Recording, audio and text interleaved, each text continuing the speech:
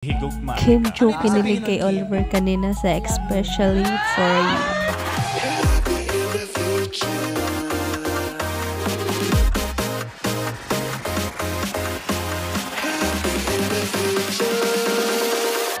Kim Chu or Chinita Princess kinilig nga ba kanina kay Oliver sa Showtime sa Especially For You kasi nga sumala nga si Michelle Marquez de Filipina sa Especially For You. Si Michelle D nga yung kanina nasalang sa Especially For You kasama yung mami niya. Of course, kilala niyo na yung mami niya. Then si Oliver nga is the lawyer and sporty lawyer ng Cebu. Then nagbibisaya nga siya. Then sabi nga ni Kimi is, uy, taga Cebu. Then alam niyo naman, saan galing si Kimi is from Cebu din.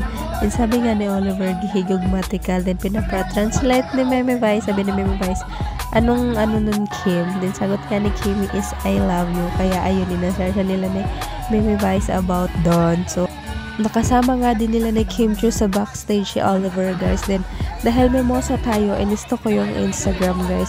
Then, may ibang event staff na nakapalo kay Sir Oliver, the lawyer, sporty ng Cebu, guys. So, may ibang event staff na nakapalo na sa kanya, guys. Wala, share ko lang sa inyo. Dahil mimosa ako kanina, eh. So, ayun. Din ito nga yung comments ng mga fans, guys. So, ayan. Translate lang niya. Tama yun. Mahal kita kasi lambot rin daw eh. Niya sabihin. Kaya lambot din. Pag translate ni Kimi, yung lalaki, kinilig din ata. Maganda kasi si Kim.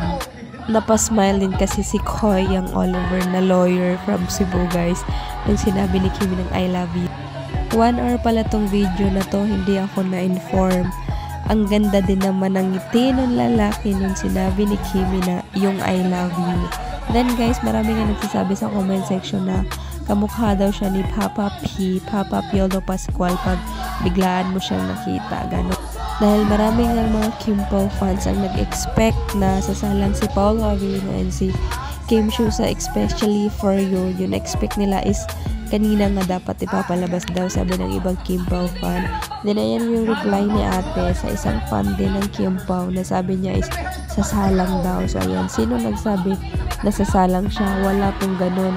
Tayong mga fans lang nag-hope na sana sasalang siya, pero sa tingin nyo sasalang talaga si Paulo, sila ni Pau dyan, hindi yun mangyayari. So ayan, that's it.